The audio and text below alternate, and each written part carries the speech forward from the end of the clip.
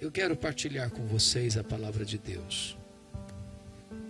E desejo expor o texto de Jó, capítulo 1,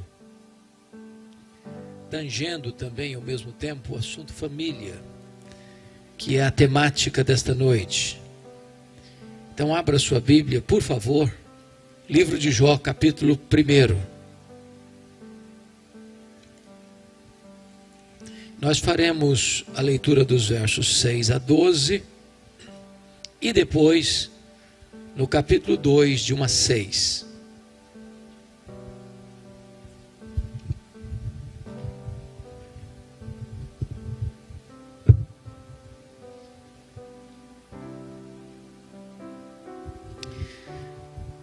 Eu estou com a versão atualizada, não sei qual é a sua versão. Eu estou com a versão ARA. E vou fazer essa leitura então a partir do verso 6 do capítulo 1. Está escrito o seguinte: Num dia em que os filhos de Deus vieram apresentar-se perante o Senhor, veio também Satanás entre eles. Então perguntou o Senhor a Satanás: De onde vens? Satanás respondeu ao Senhor e disse: De rodear a terra e passear por ela. Perguntou ainda o Senhor a Satanás: Observaste o meu servo Jó? Porque ninguém há na terra semelhante a ele, homem íntegro e reto, temente a Deus e que se desvia do mal. Então respondeu Satanás ao Senhor: Porventura Jó debalde teme a Deus? Acaso não o cercaste com sebe a ele, a sua casa e a tudo quanto tem? A obra de suas mãos abençoaste, e os seus bens se multiplicaram na terra. Estende, porém, a tua mão e toca-lhe em tudo quanto tem, e verás se não blasfema contra ti na tua face. Disse o Senhor a Satanás: Eis que tudo quanto ele tem está em teu poder. Somente contra ele não estendas a tua mão. E Satanás saiu da presença do Senhor. Agora capítulo 2, por favor. Num dia em que os filhos de Deus vieram apresentar-se perante o Senhor, veio também Satanás entre eles, apresentar-se perante o Senhor. Então o Senhor disse a Satanás: De onde vens? E respondeu Satanás ao Senhor e disse: De rodear a terra e passear por ela. Perguntou o Senhor a Satanás: Observaste o meu servo Jó? Porque ninguém há na terra semelhante a ele, homem íntegro e reto, temente a Deus, que se desvia do mal. Ele conserva a sua integridade, embora me incitasses contra ele para o destruir sem causa. Então Satanás respondeu ao Senhor: Pele por pele, tudo quanto o homem tem dará pela sua vida. Estende, porém, a tua mão, toca-lhe nos ossos e na carne, e verás se não blasfema contra ti na tua face. Disse o Senhor a Satanás: Eis que ele está em teu poder, mas poupa-lhe a vida. Meus amados irmãos, esse texto narra este episódio da reunião de Deus com seus filhos. E eu quero crer que o contexto aqui é que são os anjos. E esta reunião acontece nas regiões celestes. E curiosamente, o texto nos informa que Satanás aparece por lá. E quem toma a iniciativa é Deus, perguntando para ele assim: De onde vens? E Satanás responde: De rodear a terra e passear por ela. Satanás é uma espécie de turista inveterado. Ele anda por aí. Ele está de olho, está antenado, está procurando uma brecha, está procurando alguém para devorar. E Deus cutuca outra vez e pergunta assim: Observaste o meu servo Jó? E Deus dá o currículo de Jó.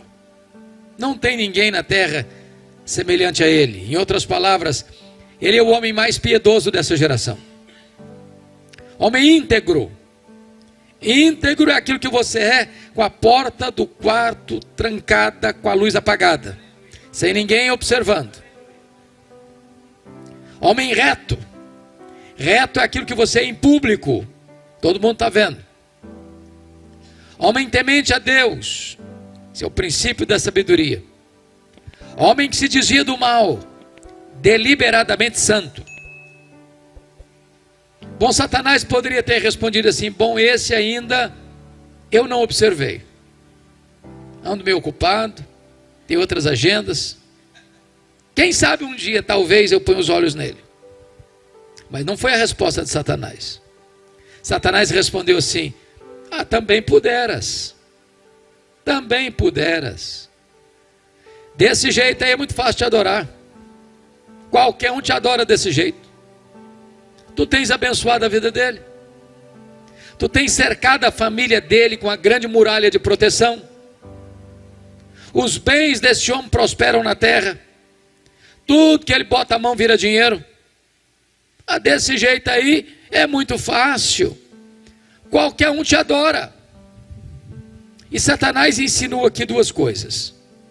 Primeira, ele insinua que Deus precisa subornar as pessoas com bênçãos para receber delas adoração. Ele insinua que ninguém adora Deus por quem Deus é, apenas por aquilo que Deus dá. Satanás insinua que o homem só adora Deus por aquilo que recebe de Deus. É uma troca, é uma barganha. E Satanás insinua mais. Ele insinua que Jó só adora Deus porque descobriu que religião dá lucro, que é um grande negócio, que adorar a Deus traz dividendos materiais. Mas se Deus tirar o que o próprio Deus dera para Jó, o Jó que agora adora vai blasfemar. A grande pergunta é que um homem tem. Um homem tem bens, um homem tem família. Satanás está insinuando e levantando aqui duas teses. É que ninguém ama mais a Deus do que o dinheiro. E que ninguém ama mais a Deus do que a família. Satanás diz para Deus: toca no que ele tem, e verás se não blasfema contra ti na tua face. Sem que Jó soubesse, Deus constitui Jó em seu advogado na terra, e coloca nas mãos de Jó a defesa da sua reputação, e diz para Satanás: pode tocar no que ele tem, só não podes tocar na sua vida. Em outras palavras, Satanás é um ser limitado e limitado por Deus. Ele só pode ir até onde Deus o permite ir, e nem 1 centímetro a mais. O Deus que adoramos é quem manda no céu, é quem manda na terra e é quem manda no inferno. Com a permissão de Deus, Satanás sai dali para fazer um verdadeiro estrago na vida de Jó. Eu queria que vocês conferissem comigo. No capítulo 1, versículo 3, na parte final, está dito assim: de maneira que este homem era o maior de todos os do Oriente. Que significa que Jó era o homem mais rico do Oriente, que Jó era o homem mais rico da sua geração. Portanto, está posto aqui que não é pecado ser rico. Não é pecado ter riquezas. Não é pecado ter dinheiro. A riqueza é uma bênção. É Deus quem fortalece as nossas mãos para adquirirmos riquezas. Riquezas e glórias vêm de ti. A bênção do Senhor enriquece e com ela não tem desgosto. O problema não é ter o dinheiro.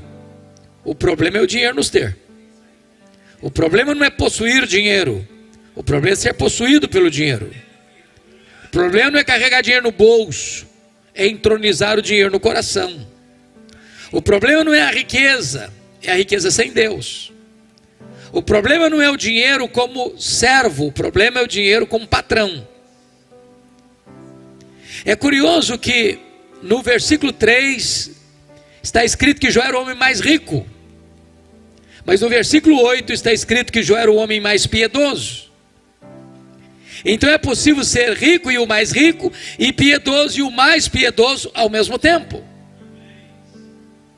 Agora notem, nos versos 15 a 17, nós somos informados que Satanás vai usar os sabeus, o fogo e os caldeus para levar Jó, o homem mais rico, ao colapso financeiro, à falência. E eu não sei o que você pensa sobre isso, mas quem sempre viveu na magrela, quando passa por um aperto, já está acostumado, aguenta. Mas quem vive no topo da pirâmide, quando perde tudo, a vida entra em colapso. Tem muita gente que dá um tiro na cabeça, por muito menos. A grande pergunta é: será que a tese de Satanás era verdadeira? Será que de fato ninguém ama mais a Deus do que o dinheiro? Será que Jó blasfemaria contra Deus? Será que Jó se insurgiria contra o doador? A resposta, irmãos, está no versículo 21.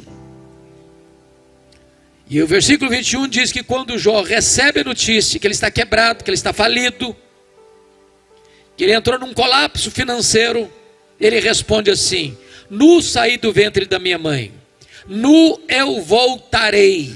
Sabe o que ele está dizendo?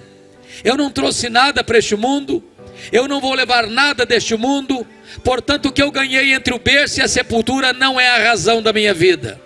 Ele reprova a primeira tese de Satanás, e ele prova que ama mais a Deus do que ao dinheiro. Ele prova que ele adora a Deus, não por aquilo que Deus dá, mas por quem Deus é.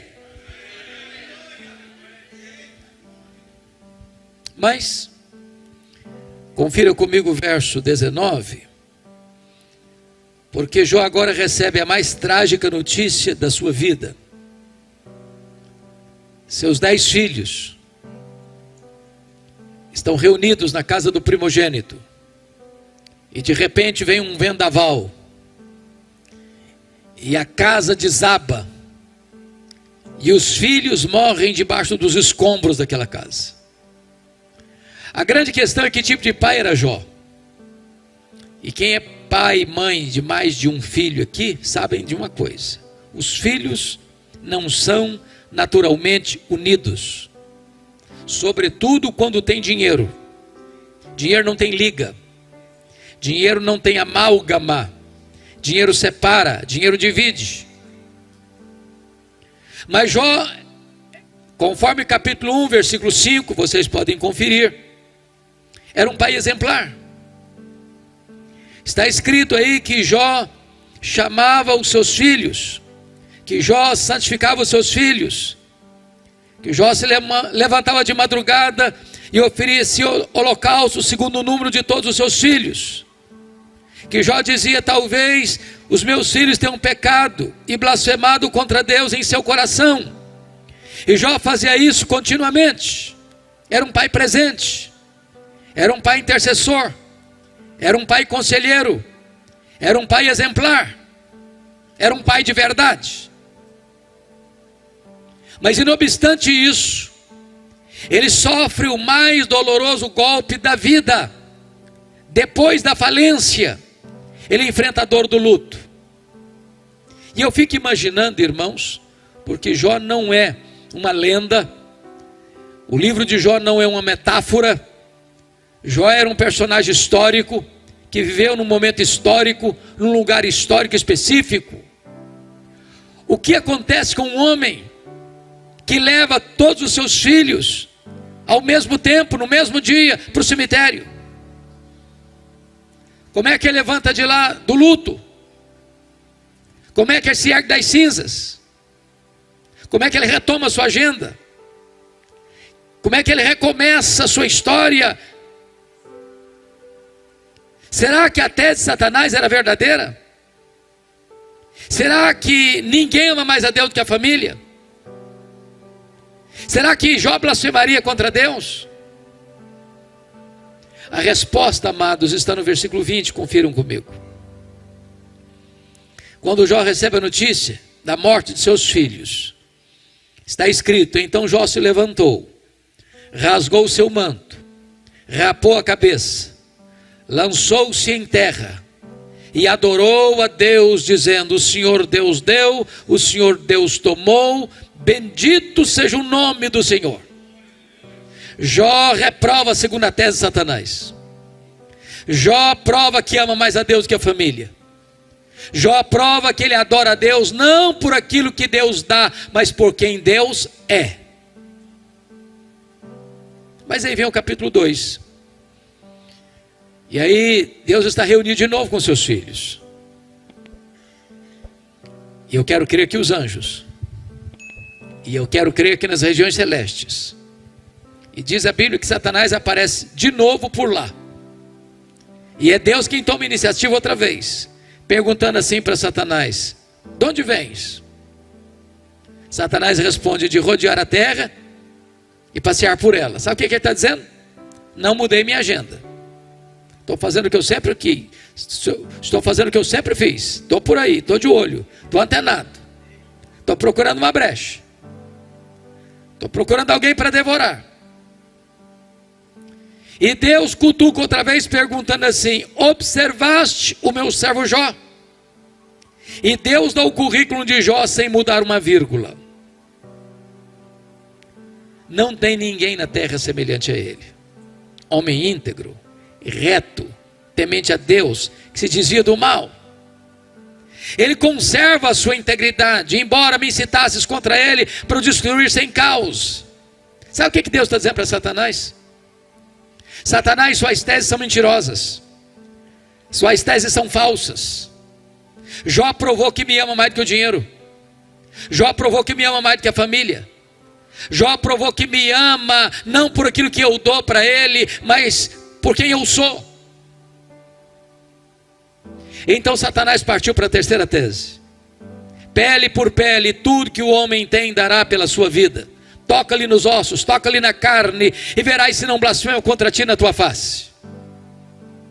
A terceira tese de Satanás é essa: ninguém ama mais a Deus do que a si mesmo. Sem que Jó soubesse, mais uma vez Deus constitui Jó em seu advogado na terra, e coloca então a defesa da sua reputação nas mãos de Jó.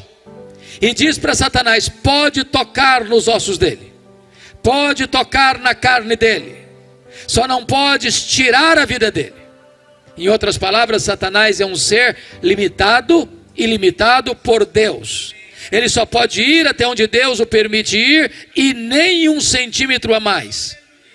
Nas palavras de Martinho Lutero, Satanás é um cachorro na coleira de Deus. Ele só pode ir até onde a coleira o permite ir, e nem 1 centímetro a mais. Com a permissão de Deus, Satanás sai dali, diz a Bíblia, vai colocar uma doença maligna em Jó, da planta dos pés ao alto da cabeça.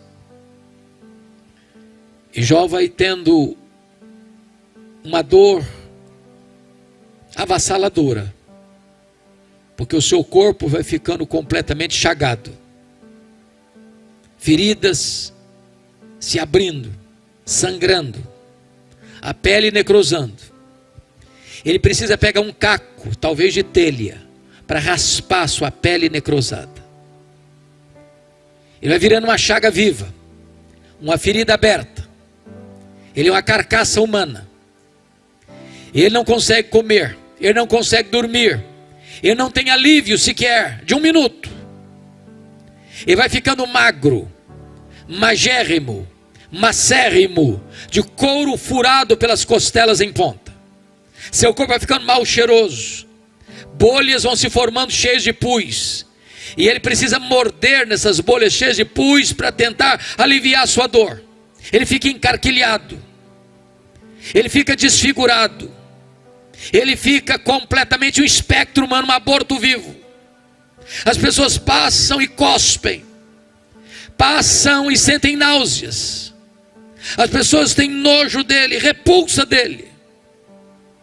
Quando a sua mulher vê esse quadro horrível, ela se insurge contra Deus e diz para o seu marido: ainda conservas a tua integridade, Jó?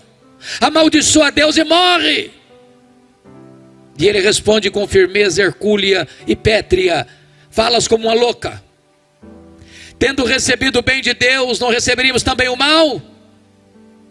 Está escrito no capítulo 2, versículo 10, que em tudo isso Jó não pecou contra Deus com seus lábios. Ele reprova a terceira tese de Satanás. Ele prova que ama mais a Deus do que a si mesmo. Ele prova que ele adora a Deus não por aquilo que Deus dá, mas por quem Deus é. Mas confira comigo o capítulo 2, versículo 11. Porque agora vem os amigos. O Elifaz, o Bildade e o Zofar. Eles combinaram ir juntamente condoer-se de Jó e consolá-lo. Olha o verso 12. Eles levantaram de longe os olhos, mas eles não reconheceram Jó. Eles ergueram a voz e choraram. Cada um rasgou o seu manto, lançou pó ao ar sobre a cabeça. Eles sentaram com Jó na terra, 7 dias e 7 noites. E nenhum deles dizia palavra alguma, pois viam que a dor de Jó era muito grande.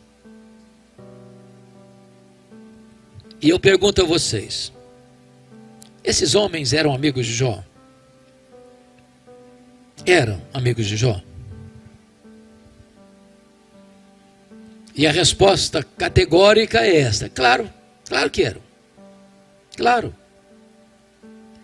Vocês já fizeram alguma visita assim para alguém?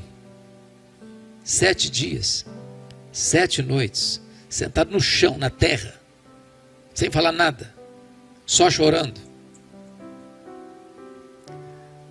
Vocês já receberam alguma visita assim, nas horas mais difíceis da vida? Qual foi o problema desses homens? O problema desses homens era uma teologia ruim. Quando a teologia é ruim, o comportamento vai ser ruim. Porque a ética é filha da teologia e a teologia é mãe da ética.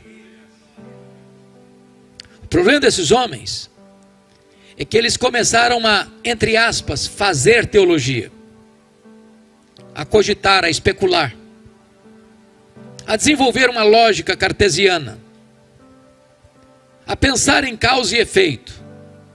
E eles imaginaram assim: ninguém sofre sem causa. Para alguém estar sofrendo, é porque fez alguma coisa errada. Portanto, para Jó estar sofrendo e sofrendo muito, ele deve ter feito muita coisa errada. Mas eles não só pensaram isso, eles falaram. Mas eles não só falaram para Jó. E eles assacaram contra Jó os mais pesados libelos acusatórios. Eles chamaram Jó de adúltero. Eles chamaram Jó de ladrão. Eles chamaram Jó de louco. Eles agravaram a dor de Jó, dizendo que Deus matou os filhos dele porque ele era louco.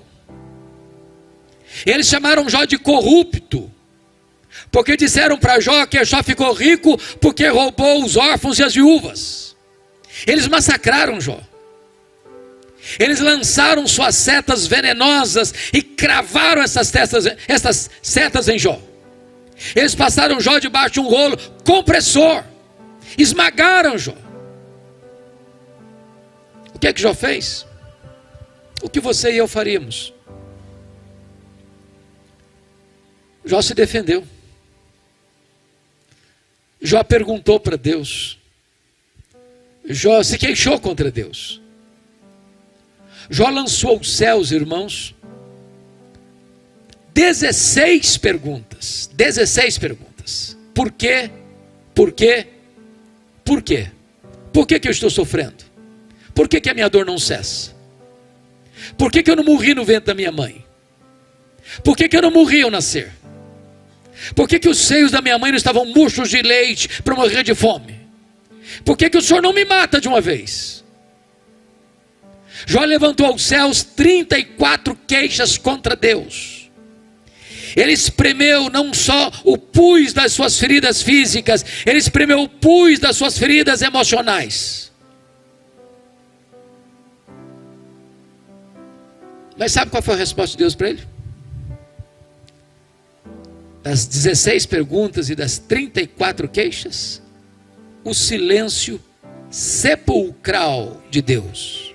Nenhuma palavra, nenhuma resposta, nenhuma explicação, nenhuma luz no fim do túnel, nenhum sinal do seu favor. E eu posso garantir a vocês que pior do que sofrer é sofrer sem explicação. O silêncio de Deus, muitas vezes, grita mais alto nos ouvidos da nossa alma que o barulho mais ruidoso das circunstâncias mais adversas. Se vocês estão compreendendo o meu raciocínio, Jó está sofrendo um golpe fatal nas 5 áreas mais importantes da vida. Primeiro, na vida financeira. Irmãos amados, qualquer de nós que sofrer golpes profundos nesta área, fica abalado. Fica abalado. Essa pandemia que atinge o mundo desde março do ano passado, é uma prova disso. Quantos comerciantes fecharam suas portas? Quantas lojas fecharam? Quantos restaurantes fecharam? Quantos hotéis entraram em parafuso, em crise? Quantas empresas de agência de viagem fecharam as portas? Quantos empresários quebraram? Quantos empregados foram mandados embora porque não tinham mais condições de mantê-los na empresa? É a crise financeira que bate a porta. A segunda área que Jó foi atingido, irmãos, é a área da saúde. Eu quero dizer para você que a enfermidade bota todo ser humano no seu devido lugar. Não tem como ficar de nariz empinado e peito estufado num CTI, entubado. Fica rico, fica pobre do mesmo jeito. A pandemia provou isso, ceifou o mais rico e o mais pobre. Ceifou o jovem e o velho. Ceifou o empresário e o empregado. Ceifou o cientista, o doutor e o analfabeto. Ceifou o homem do campo e o homem da cidade. Ceifou o crente e o descrente. A doença fragiliza o homem, tira o chão debaixo dos seus pés. E Jó está enfrentando isso. A terceira área que Jó enfrenta crise, irmãos, é na área do casamento. Na hora que Jó mais precisou do apoio da sua mulher,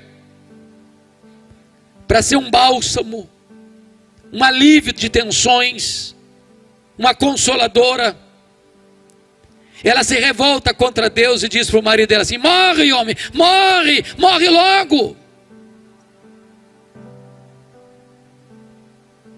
A quarta área que Jó enfrenta crise, irmãos, é com os filhos. Não é natural pai e mãe enterrar filhos, não.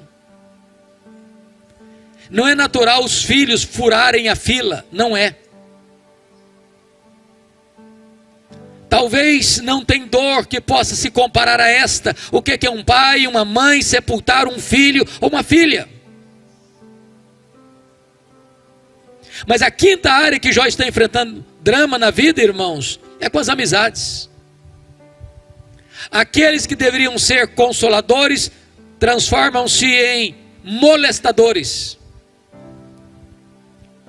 Aqueles que deveriam ser óleo terapêutico nas suas feridas tornam-se vinagre em suas feridas. Aqueles que deveriam estar com ele para consolá-lo são seus acusadores mais implacáveis. Se você está olhando comigo, Jó está perdendo tudo. tudo. Jó está no fundo do poço. E quando alguém, porém, está no fundo do poço, meus irmãos, só tem um lugar para se olhar. É para cima, é para o alto, é para Deus. Jó perdeu tudo, exceto sua confiança em Deus. E então, quando ele está no fundo do poço, ele arranca do peito um brado de esperança e diz: mais uma coisa eu sei, é que o meu Redentor vive. O meu Redentor vive. Satanás havia pensado que havia tirado tudo de Jó, mas não entendera que Deus era o tudo de Jó. E ninguém pode tirar Deus da nossa vida.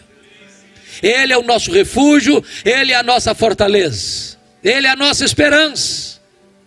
Com Deus você tem tudo. Sem Deus, tendo tudo, você não tem nada. Quando Jó solta este brado de esperança, de repente Deus rompe o silêncio e começa a falar com ele. E é curioso que quando Deus fala com Jó, Deus não responde nenhuma das 16 perguntas de Jó. Deus não responde nenhuma das 34 queixas de Jó. Quando Deus fala com Jó, Deus faz 70, literalmente 70 perguntas para Jó. Todas perguntas retóricas, sem a mínima possibilidade de resposta. Deus pergunta para Jó assim: ô Jó, onde você estava quando eu lançava os fundamentos da terra? Ô Jó, onde você estava quando eu espalhava as estrelas no firmamento? Ô Jó, onde você estava quando eu cercava as águas do mar para elas não invadirem a terra? E Deus abriu as comportas dos céus e despejou torrentes caudalosas da sua majestade, da sua glória sobre Jó. Em catadupas Deus foi derramando sobre Jó torrentes do seu poder, da sua glória, da sua majestade, da sua grandeza, do seu conhecimento, do universo, das coisas maiores e menores da vida. E quando Deus foi se revelando a Jó, e se revelando a Jó, e se revelando a Jó, e se revelando a Jó, Jó foi se encolhendo, e foi se encolhendo, e foi se encolhendo, e foi se encolhendo, para descobrir as 5 verdades mais extraordinárias e revolucionárias da sua vida, que mudaram a história dele, e que podem mudar a sua, minha, nossa história nesta noite. Que verdades são essas? Eu gostaria que vocês contemplassem comigo no capítulo 42, porque elas estão lá. A primeira coisa que Jó descobriu, meus irmãos, notem comigo, está aí no versículo 1 e 2. Então respondeu Jó ao Senhor: bem sei que tudo podes. Jó reconheceu a onipotência de Deus. Deixa eu lhe dizer algo nesta noite. Você e eu temos impossibilidades intransponíveis, fraquezas indisfarçáveis. Eu gosto muito de ler, desde a minha infância. E eu gosto de passar pelas livrarias, praticamente todo mês, toda semana, para ver o que está saindo.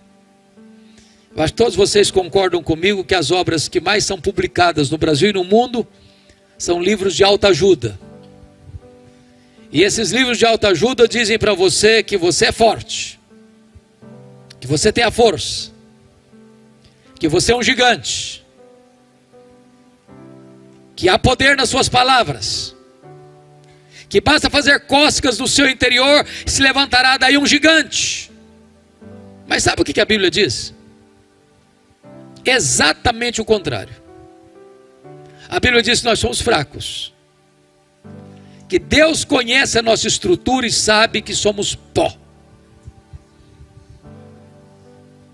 Nós temos fraquezas físicas, por exemplo.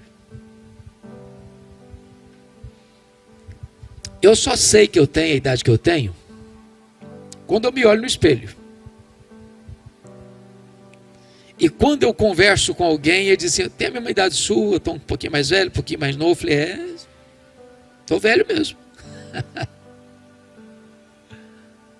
O tempo vai esculpindo algumas rugas no nosso rosto, indisfarçáveis. Indisfarçáveis. As mulheres que são mais espertas e mais inteligentes do que os homens, driblam isso melhor, com um bom cosmético. Às vezes quando se acorda é um caos, mas depois de um bom cosmético vira o cosmos de novo. Mais tarde uma boa cirurgia plástica ajuda muito. Mas chega uma hora, convenhamos, que ainda que Pitangui ressuscitasse dentre os mortos, não teria mais jeito. Não tem mais jeito. As mãos ficam descaídas, os joelhos trôpegos, as pernas bambas, os olhos embaçados. E dizem alguns entendidos que cada fio de cabelo branco que brota na sua cabeça é a morte chamando você para um duelo. Eu acho até um exército acampado ao meu redor.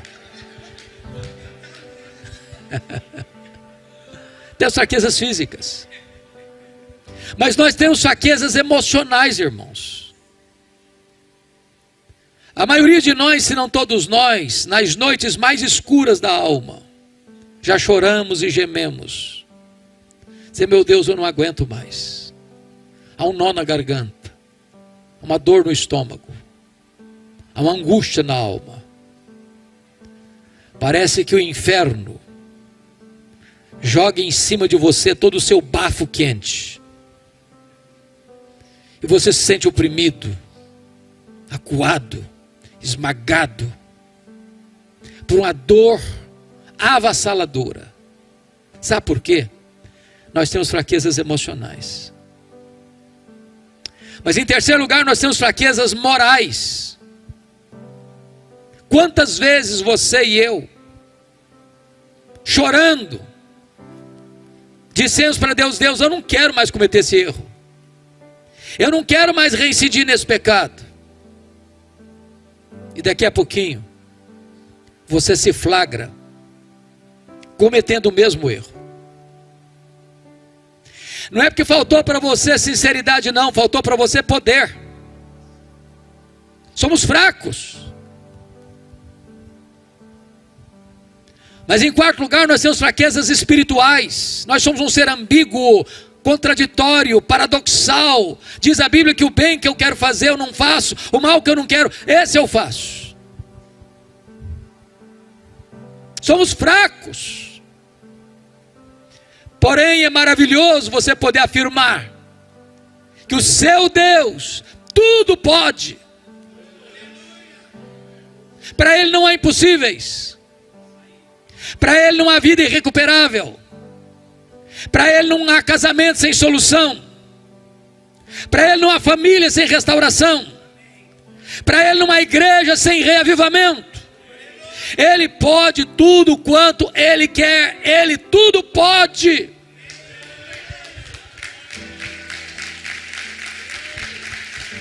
Hoje, nesta noite, a sua causa perdida pode ter uma solução. Aquele assunto que rola há anos na sua vida, no seu casamento, na sua família, nesta noite pode ter uma solução. Ele está aqui e Ele é poderoso para fazer milagres na nossa vida. A grande questão nesta noite, irmãos, quem é o nosso Deus? Quão grande é o nosso Deus? Quão poderoso é o nosso Deus? Quão majestoso é o nosso Deus? Quanto Ele pode? Quando o profeta Isaías, que é considerado o profeta evangélico, porque a partir do capítulo 40 do seu livro ele começa a tratar do Messias. Lá no capítulo 40 ele diz que o seu Deus, o meu Deus, o nosso Deus, é aquele que mede as águas na concha da sua mão. E eu fico imaginando o Pacífico, o Atlântico, o Índico, o Mediterrâneo, os mares, os rios, as fontes. Tente aqui no Atlântico, com um baldinho. Veja quanto tempo você vai levar para esvaziar o Atlântico com um baldinho. Pois o seu Deus mede as águas na concha da sua mão. O seu Deus pesa o pó das montanhas em balança de precisão. O seu Deus mede os céus a palmos. O seu Deus espalha as estrelas no firmamento, e por ser forte em força e grande em poder, quando as chama pelo nome, nenhuma só delas vem a faltar. O seu Deus olha para as grandes nações, as grandes potências econômicas e militares da terra, e considera todas essas nações como um pingo que cai num balde, como um pó numa balança de precisão. Este é o seu Deus, Ele tudo pode.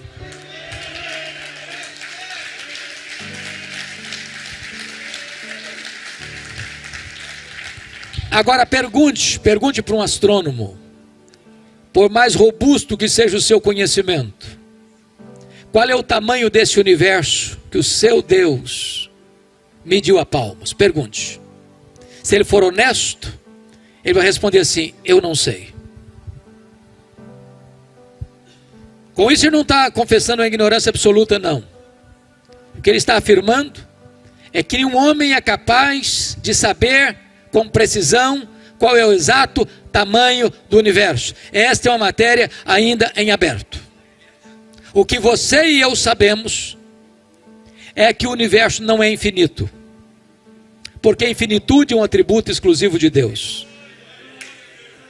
Porém, o que os cientistas já sabem é que o nosso universo tem mais de 93 bilhões de anos-luz de diâmetro. E o que significa isso? Significa que se você voasse a velocidade da luz, 300 mil quilômetros por segundo, nessa velocidade você demoraria mais de 93 bilhões de anos para ir de uma extremidade à outra do universo. Pois não há um centímetro desse universo onde o seu Deus não possa dizer: eu criei isso aqui, eu sou dono disso aqui, eu sou senhor disso aqui. Este é o seu Deus, Ele tudo pode. Pergunte a um astrônomo quantas estrelas existem, e a resposta dele é: eu não sei. O que eles sabem é que há mais estrelas no firmamento do que todos os grãos de areia de todas as praias e desertos do nosso planeta.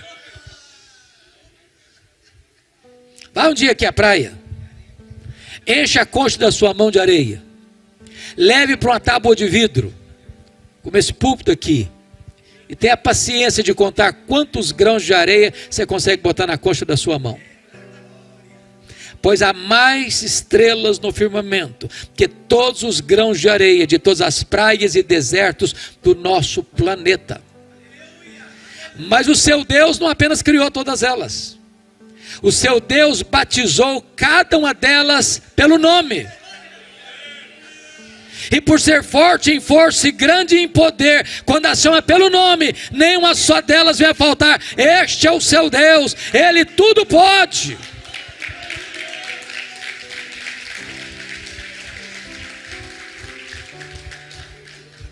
Até o século passado, nós todos estávamos pasmos com a grandeza insondável do macro-universo.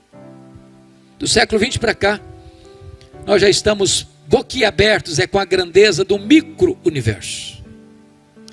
Se você pega uma folha tenra, delgada, lá no seu quintal, aquela folha é mais complexa do que a cidade de Niterói. Se você for na sua geladeira e pegar um ovo e quebrá-lo, aquela gema é mais complexa do que qualquer máquina que o homem jamais inventou. Dr. John Wilson, catedrático de Harvard, uma das maiores autoridades no mundo em oftalmologia, diz que você e eu temos cerca de 10 milhões de fios duplos encapados em cada um dos nossos olhos, e se não for assim, haverá um curto-circuito e nós ficaremos cegos. Dr. Marshall Nirenberg, prêmio Nobel de Biologia, fez uma das mais fantásticas descobertas no século passado. Ele descobriu que você e eu temos em torno de 60 trilhões de células vivas no nosso corpo. Descobriu mais. que em cada uma dessas células você tem 1,70 m de fita DNA, onde estão gravados e computadorizados todos os seus dados genéticos, a cor dos seus olhos, a cor da sua pele e o seu temperamento.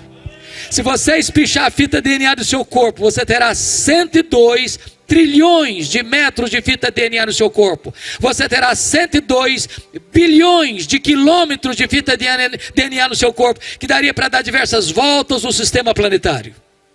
Dr. Loy vai afirmar mais tarde que códigos de vida não se originam espontaneamente, não se originam de uma evolução de milhões e milhões de anos. Códigos de vida foram plantados em você pelo Deus Todo-Poderoso, Criador dos céus e da terra, e este Deus é o seu Pai, e Ele tudo pode.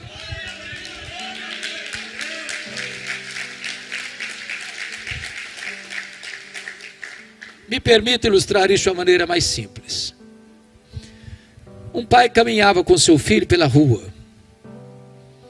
menino de 4 anos, e de repente o menino se volta para o pai e faz uma pergunta. Eu não sei se vocês concordam comigo, mas acho que toda criança fez um curso de pós-doutorado em perguntas difíceis. Não conheço ninguém que faça perguntas mais complicadas do que crianças. E o menino perguntou para o pai assim: papai, qual é o tamanho de Deus? O pai ficou em silêncio, porque não tinha uma resposta pronta para um menino de 4 anos. Continuou caminhando, pensando no que responder. Enquanto caminhavam, ele escuta os roncos de um avião supersônico, as suas turbinas nas alturas excelsas. E ele diz: filho, olha para cima. Está vendo aquele avião? Estou vendo, papai, estou vendo. Qual é o tamanho daquele avião, filho? O menino respondeu: pequeno, papai, muito pequeno. Está muito longe. O pai pegou o menino, levou no aeroporto. Tinha um jumbão de mais de 400 passageiros estacionado. O pai chegou bem perto e perguntou assim: está vendo esse avião, filho? Estou vendo, papai, estou vendo. Qual o tamanho desse avião, meu filho? O menino respondeu: grande, esse é muito grande, papai. Aí o pai disse: filho, Deus é do mesmo jeito. Quando você está longe de Deus, meu filho, Deus parece pequeno para você. Aí os seus problemas ficam enormes. Mas quando você está pertinho de Deus, meu filho, Deus é grande para você. Aí os seus problemas ficam pequenos. Agora eu sei que tudo podes. A segunda coisa que mudou, irmãos, na história de Jó, está aí no versículo 2 ainda. Ele diz: e nenhum dos teus planos pode ser frustrado. Jó reconheceu a soberania dos propósitos divinos. Irmãos, não tem nada mais consolador, terapêutico para uma família do que entender isso. Saber que o seu Deus é soberano. Saber que o seu Deus não precisa fazer rascunho nos seus planos. Saber que o seu Deus não é pego de surpresa. Saber que o seu Deus não está esfregando as mãos lá no céu sem saber o que faz com a pandemia.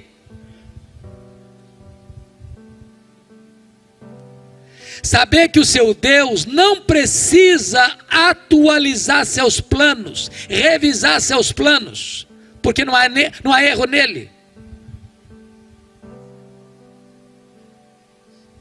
Irmãos, isso é consolador.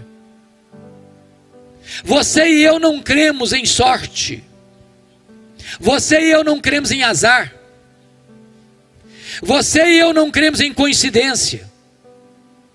Você e eu não cremos em determinismo cego. Você e eu não cremos em feitiço para crente. Você e eu não cremos em olho gordo. Você e eu cremos que a mão de Deus dirige o nosso destino. Você e eu sabemos que todas as coisas cooperam para o bem daqueles que amam a Deus. Você e eu sabemos que os planos de Deus não podem ser frustrados.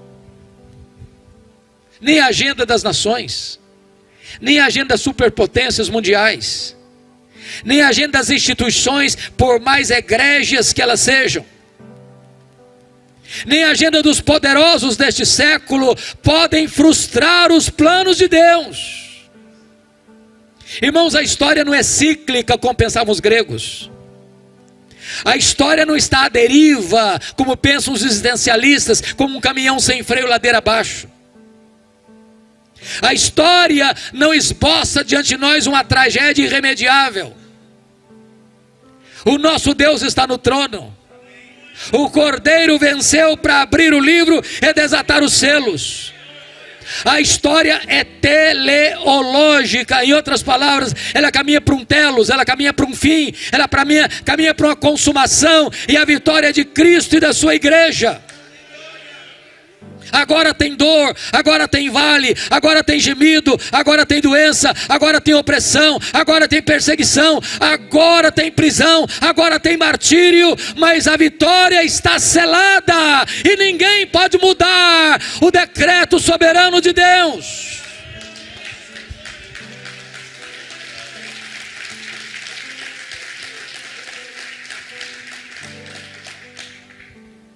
Preste bem atenção nisso, irmãos. Se Deus permite você e eu passarmos por uma prova, entendamos isso. Deus não desperdiça sofrimento na vida de seus filhos.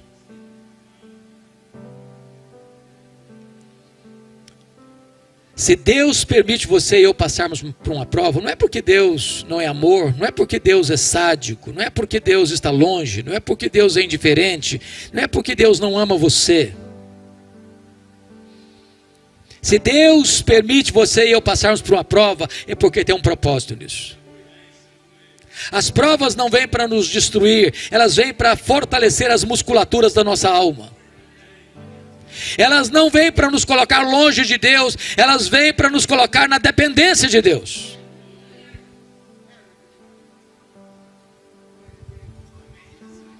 Mas há uma terceira coisa que Jó descobriu, que mudou a história dele. Confira comigo o versículo 3.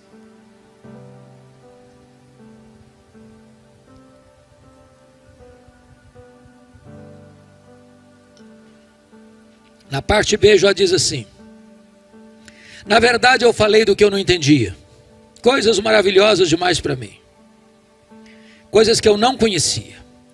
Jó reconhece a sua profunda limitação.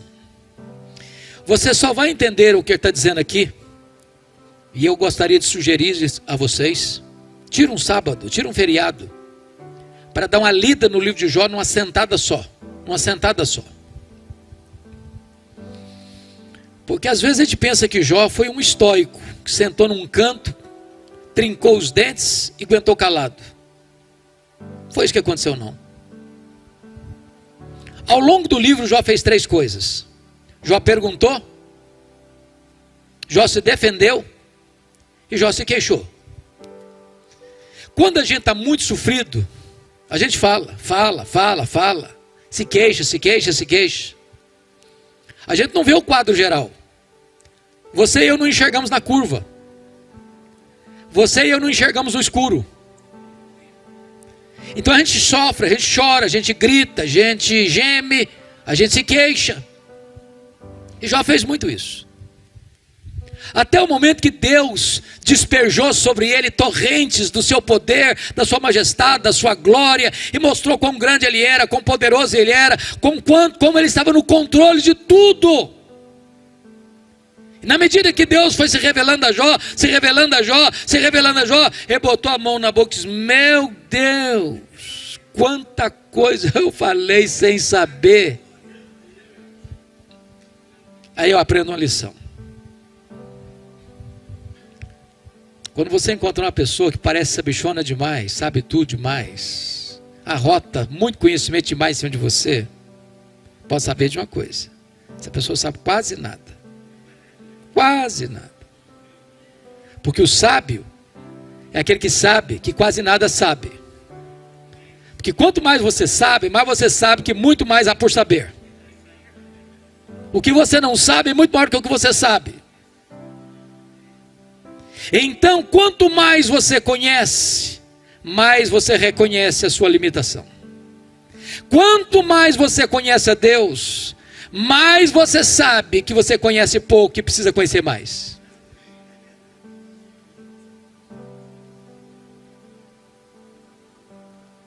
Aqui está um ponto que eu gostaria de enfatizar.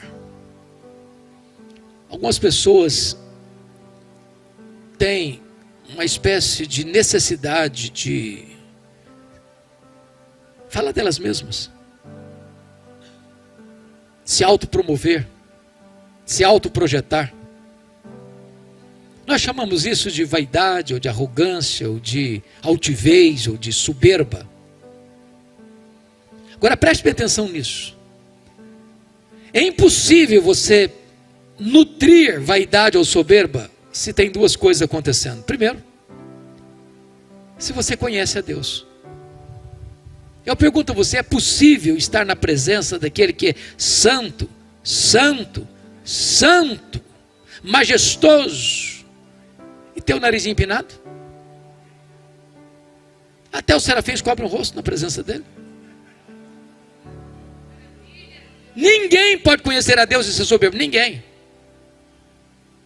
Segundo lugar, ninguém pode ter vaidade e soberba se conhece a si mesmo. Deixa eu perguntar a você, tem hora que você não fica escandalizado com você não? Sou eu mesmo, senhor. Ah, não é possível. Um colega meu disse há poucos dias, se a minha mulher me conhecesse como Deus me conhece, ela não ficaria comigo uma semana.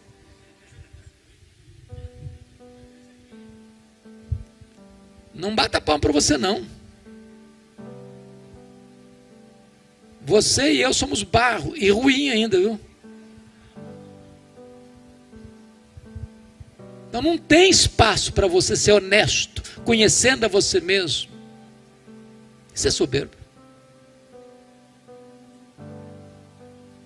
O que me espanta é que Deus, apesar ou a despeito de me conhecer, como mais do que eu me conheço, ainda me ame.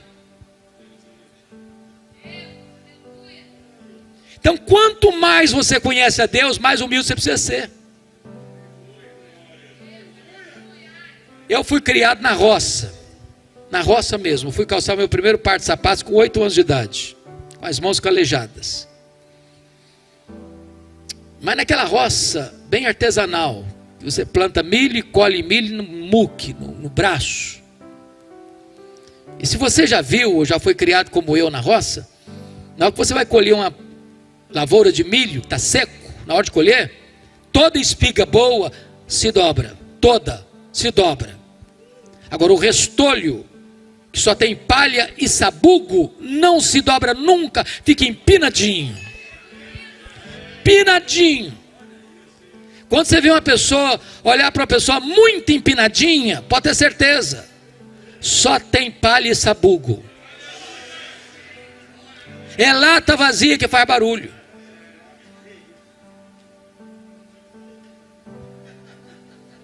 Então, amados irmãos, quando você conhece a Deus, a primeira coisa que Deus faz é golpear o seu orgulho e mostrar quão limitado você é. Quarta coisa que mudou a história de Jó, confira comigo o versículo 5. Eu te conhecia só de ouvir, mas agora os meus olhos te veem. Jó reconheceu o seu limitado conhecimento de Deus. Eu entro em crise com esse versículo. Entro. Sabe por que eu entro em crise? Não é fácil você conciliar 42:5 com 1:8. Porque Jó 1:8, Deus disse assim, acerca de Jó: não tem ninguém na terra semelhante a ele. Homem íntegro, reto, temente a Deus, que se desvia do mal. E isso não é a opinião de um amigo bajulador, rasgador de seda. Quem disse isso foi Deus. Deus não tem opinião, Deus tem um diagnóstico. Agora, como é que esse homem, que o próprio Deus disse que era o homem mais piedoso da sua geração, pode fazer uma declaração dessa? Eu te conheci só de ouvir, agora os meus olhos te veem. Não parece contraditório? Como entender isso? Para explicar, me permita uma pergunta. Você conhece a Deus? Conhece? Quanto você conhece? Quanto? Deixa eu ilustrar. Havia um cidadão que nunca tinha visto o mar. Um dia ele fez uma viagem para o litoral, e ao ver o mar, ele exclama extasiado: agora eu conheço o mar. Aproxima-se dele um marujo, com a pele tostada de sol e sal, e diz: eu também conheço o mar. Qual a diferença entre eles? Você conhece a Deus? Quanto você conhece? João 17,3 diz que a vida eterna é esta: conhecer a Deus e a Jesus Cristo a quem enviaste. Então sabe o que você vai estar fazendo no céu? Porque a própria essência da vida eterna é conhecer a Deus. Sabe o que você vai estar fazendo no céu? Depois que você estiver com o corpo glorificado, 1 milhão de anos lá no céu, você vai estar conhecendo a Deus. Sabe o que você vai estar fazendo no céu? Depois que você tiver 1 bilhão de anos lá na glória, você vai estar conhecendo a Deus. Nem toda a eternidade será suficiente para você esgotar o conhecimento de Deus, porque Deus é inesgotável em seu ser. Tem gente que pensa que o céu vai ser boring, vai ser chato, vai ser enfadonho, vai ser monótono. Há pouco tempo, um adolescente veio para mim e falou assim: pastor, não quero ir para o céu não. Tomei um susto, falei: você está ficando maluca, minha filha? Não quero ir não. Falei: mas como assim, me explica? Ah, pastor, a ideia de céu que eu tenho é que eu vou estar numa nuvem branca, com a harpa na mão, tocando, cantando. Ah, eu não aguento essa vida inteira não, quero coisa nova para a minha vida.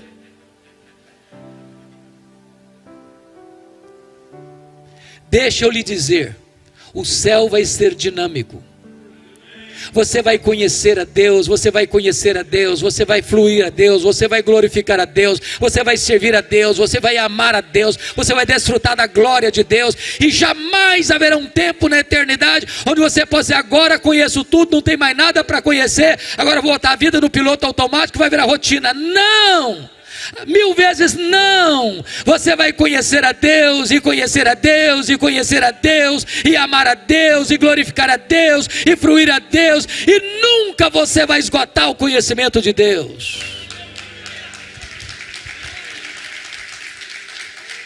Agora eu entendo Jó.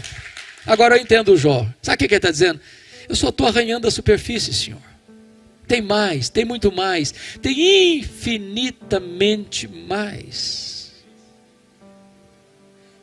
O grande problema da nossa vida cristã é que nós limitamos Deus, ou a obra de Deus, ao que nós conhecemos e ao que nós já experimentamos. Por exemplo, pega a oração de Paulo, Efésios 3,19. Eu acho que Paulo alcançava o pináculo da sua teologia quando ele se colocava de joelhos. E Paulo ora para que você e eu sejamos tomados não de Deus, não da plenitude de Deus, mas para que sejamos tomados de toda a plenitude de Deus. Isso me leva a uma pergunta: quem é Deus? Só para recordar e trazer a memória esclarecida de vocês o que nós chamamos dos atributos incomunicáveis de Deus, diríamos que Deus é autoexistente, que Deus é imenso, que Deus é infinito, que Deus é imutável, que Deus é onipotente, que Deus é onipresente, que Deus é onisciente, que Deus é transcendente, que Deus é soberano, que Deus é maior que tudo quanto Ele criou, que nem os céus dos céus pode conter a Deus. Agora Paulo está orando para que você e eu, frágeis vasos de barro, sejamos tomados de toda a plenitude de Deus. Ah, Paulo, você deve estar delirando, só pode. Não é possível. É muito ousado. O pedido está grande demais. Para que você e eu não incorramos nesse perigo, ele escreve no verso seguinte, Efésios 3:20: ora, aquele que é poderoso para fazer infinitamente mais do que tudo quanto pedimos ou pensamos, conforme o seu poder que opera em nós, a ele seja a glória na igreja, em Cristo Jesus, agora e eternamente, amém. Porque a gente usa esse versículo, Deus é poderoso para fazer infinitamente mais, mas coisas muito comezinhas da vida. Deus é poderoso para curar sua unha encravada do dedão do pé. É poderoso mesmo, a sua dor de barriga. Ok, é também poderoso. Mas Paulo usa essa expressão para o pedido mais ousado que já foi feito na história da igreja. O que ele está dizendo? É que não há limitação em Deus. Você vai conhecer a Deus, você vai conhecer a Deus, você vai conhecer a Deus, você vai receber o poder de Deus. Enquanto tiver vasilha vazia, o azeite vai jorrar. Enquanto você tiver disposição, você vai conhecer e conhecer e conhecer. Mas a quinta coisa que mudou a história de Jó, irmãos, está no versículo 6, confira comigo. Por isso eu me abomino e eu me arrependo no pó e na cinza. Jó reconhece a enormidade do seu pecado. E eu entro em crise de novo com o versículo, porque não combina com o que Deus falou dele. Não combina. Como é que o homem mais piedoso vai fazer uma confissão dessa? Essa confissão fica bem na boca de um assassino, de um ladrão, de um corrupto. Mas na boca do homem mais piedoso? Como é que você entende isso? Me permita explicar, amados. As pessoas que mais confessam os seus pecados e choram por eles, não são as pessoas que mais pecam. São as pessoas que mais perto de Deus andam. Quem está longe de Deus nem reconhece os seus pecados. Quem está mergulhado nas trevas nem vê pecado. As pessoas cometem as maiores loucuras e sentem orgulho disso. Levantam suas bandeiras, fazem passeatas. Mas se você está na presença daquele que é santo, santo, santo, sua reação é a de Isaías: ai de mim, Senhor, eu estou perdido. A sua reação é a reação de Jó: Senhor, eu me abomino no pó e na cinza. A sua reação é a de Pedro: afasta-te de mim, Senhor, eu sou um pecador. A sua reação é de João: caí como morto aos seus pés.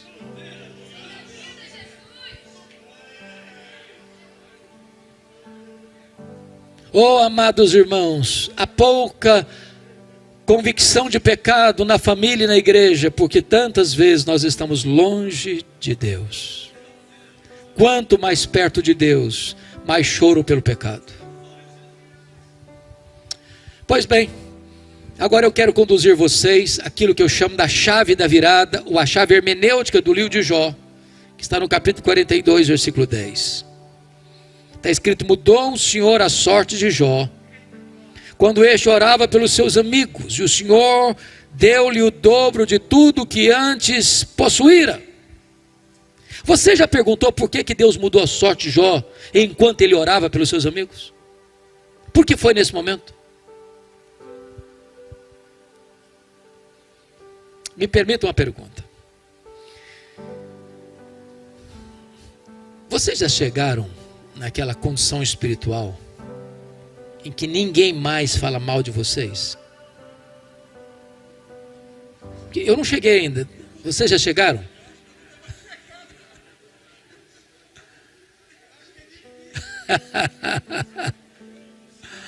Impossível. Deixa eu fazer outra pergunta então. O que vocês acham que Jó sentiu quando seus amigos, de forma cruel, inverídica, disseram assim para ele: ô Jó, você é um ladrão. Ô Jó, você é um adúltero. Ô Jó, você roubou dos órfãos e das viúvas. Ô Jó, você é doido, você é louco. Deus matou seus filhos porque você é doido, louco. O que vocês acham que Jó sentiu? O que você sente quando alguém fala mal de você? Quando alguém levanta falso sobre a sua vida? O que você sente? Você fica feliz? Você dá pulo de alegria? O que Jó fez? Se defendeu, se queixou. E quem se defende e se queixa, sabe o que tem no coração? Dor, mágoa. Sabe o que Deus está falando para Jó? Meu filho, você quer ser restaurado? Saia dessa arena de autodefesa. Saia, meu filho, dessa arena de autodefesa. Comece a orar por esses homens. Comece a orar por aqueles que criticaram você. Comece a orar por aqueles que estão cravando você com setas enormes. Comece a orar por eles. Sabe por quê? Você não consegue orar por alguém e ter mágoa desse alguém ao mesmo tempo. E diz a Bíblia que quando Jó orava pelos seus amigos, Deus restaurou a sorte de Jó. Notem comigo que as 5 áreas que Satanás tentou destruir na vida de Jó, Deus restaurou todas elas. A primeira área que Deus restaurou está no versículo 16. Foi a sua saúde. Ele viveu mais 140 anos. Viu os filhos dos filhos até a 4ª geração. Eu acho que não ficou nem sequela, nem cicatriz. Eu quero dizer para você que o Deus que cura está aqui nesta noite. A última palavra, irmãos, não é da medicina, a última palavra não é da ciência, a última palavra é de Deus. Se Ele quiser, Ele cura. Ele é o Jeová Rafa. A segunda área que Deus restaurou, confira comigo o versículo 10 e o versículo 12, foi a vida financeira. No verso 10 diz que Deus deu tudo em dobro. E no verso 12, vale a pena você comparar 1:3 com 42:12, e você verá que Deus literalmente devolveu tudo em dobro. Eu quero dizer para você que o Deus da restituição está aqui nesta noite. Você que foi despedido do seu emprego, você que fechou o seu comércio, você que fechou a sua loja, você que sofreu um baque na sua empresa, eu quero dizer que Deus é poderoso para restituir e restaurar a sua vida financeira. A terceira área que Deus restaurou foram os amigos, as amizades. Olha o versículo 8. Eu acho muito interessante isso aqui, porque os amigos que acusaram Jó, agora Deus chega para eles e diz assim: olha, vocês vão ter que ir lá naquele homem que vocês criticaram, para que aquele homem que vocês criticaram ore por vocês. Aquele homem que vocês criticaram é mais justo do que vocês, e eu vou ouvir a oração daquele homem, não a oração de vocês. Sabe o que Deus está fazendo com Jó aqui? Honrando Jó. Honrando Jó. Então eu vou falar uma frase aqui, se você esquecer tudo que eu falei até agora, mas lembrar da frase, já me dou por satisfeito. E a frase é esta: cuide bem da tua piedade, e Deus cuidará da tua reputação. Você não tem que se defender, você tem que andar com Deus. Porque quando você anda com Deus, Deus defende você. Quando você anda com Deus, as pessoas que criticaram você vão ter que voltar a você e mudar de opinião a seu respeito. Quarta área que Deus restaurou: o casamento. E é curioso que não há nenhuma palavra no texto sobre a restauração do casamento. Por que a Bíblia não informa que Jó casou com outra mulher? Pressupõe necessariamente que o casamento foi com a mesma. E aí eu fico intrigado. Fico intrigado com esse negócio aqui. Eu fico imaginando se o Jó fosse brasileiro. Quando ele estava numa magrela, a mulher olhou para ele e disse: morre, ó, morre logo. Agora o cara está no crista da onda, o mais rico de novo, duplamente o mais rico. O que vocês acham que ele falaria para ela se ele fosse brasileiro? Morre, mulher, morre logo. A fila andou, minha filha, a fila andou, estou no outro agora.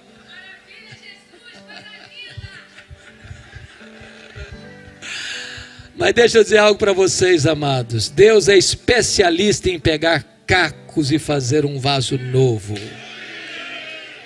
Deus é especialista em pegar um casamento quebrado, ferido, machucado e restaurá-lo. Deus é poderoso para tirar a mágoa, a dor, a revolta, a amargura, o ressentimento e colocar de volta perdão e amor. A solução para um casamento doente não é divórcio, é perdão e restauração.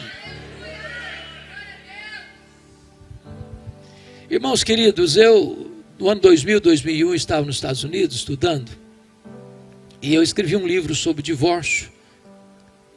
Casamento, divórcio e novo casamento. Você sabe que os Estados Unidos tem estatística de tudo, pesquisa de tudo, e é tão fácil estudar lá porque tem tudo na mão. Então fui fazer uma pesquisa em 2001 sobre a questão de casamento e divórcio. E constatei duas coisas tristes. Primeira, no ano 2001, 75% dos homens e 63% das mulheres até os 40 anos haviam sido infiéis ao seu cônjuge. Segundo, 70% das pessoas que se divorciaram e casaram de novo, 70%, 10 anos depois, descobriram que o segundo casamento foi pior que o primeiro. Em outras palavras, a solução para um casamento em crise não é o divórcio, mas é a restauração, é a cura, é o perdão. Talvez você veja aqui hoje, seu casamento está abalado, talvez você está decepcionado, decepcionada, talvez você já está fazendo até provisão para separação. Mas eu quero dizer para você que Deus pode fazer um milagre no seu casamento. Há pouco tempo uma mulher me procurou para me fazer um comunicado. E ela estava brava. E ela me fuzilou com os olhares pesados e disse: pastor, eu vim lhe comunicar que eu estou me divorciando. E eu tomei um susto, porque eu não esperava isso. Eu disse: como assim? Eu estou me divorciando. E eu perguntei: mas por que, filha? E ela disse assim: secou. Secou. Está claro para você botar a legenda? E eu perguntei: secou, minha filha? Ué, mas se secou, tem esperança. Você não leu na Bíblia lá que a vara seca de Arão floresceu? Deus pode fazer florescer o que está seco no seu coração. Eu falei: pastor, o senhor não está me entendendo, o senhor está ficando maluco. Eu estou falando para o senhor que morreu. Está claro? Morreu. Eu falei: morreu, filha? Oh, mas não tem esperança? Você não leu na Bíblia lá que Jesus ressuscita os mortos? Ele pode ressuscitar o que está morto no seu coração? Ô pastor, o senhor perdeu o juízo. Eu estou falando para o senhor que acabou. Acabou. Está claro? Acabou. Eu falei: acabou, filha?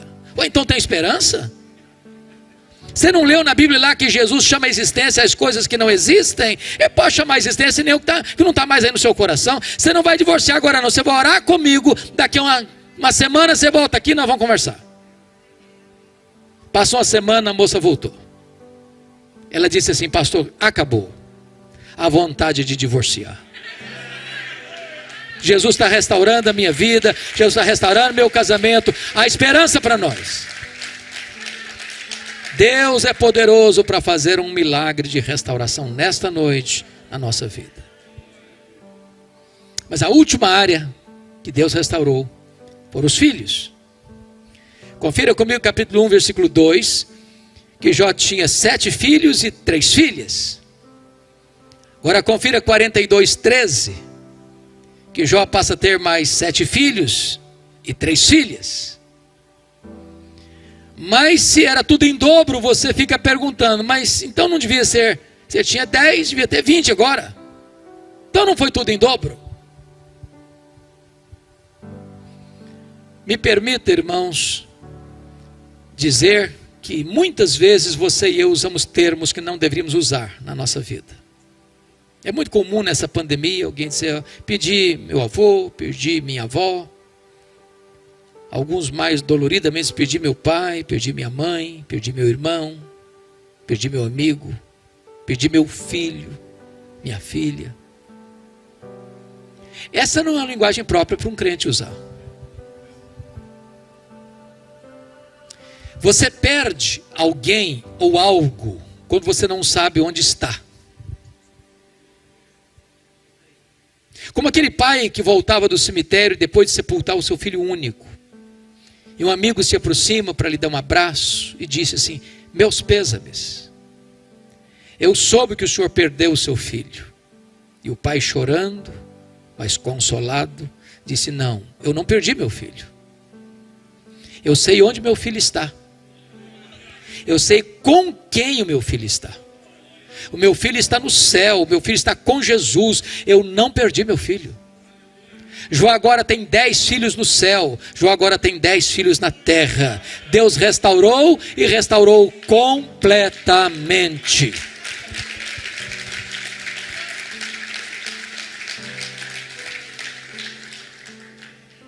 Sabe o que Satanás queria com Jó? Colocar Jó longe de Deus. Sabe o que Satanás conseguiu? Colocar Jó mais perto de Deus. Sabem por quê? Porque os planos de Deus não podem ser frustrados. Que grande Deus nós temos, digno de toda a honra, de toda a glória e de todo o louvor. Amém.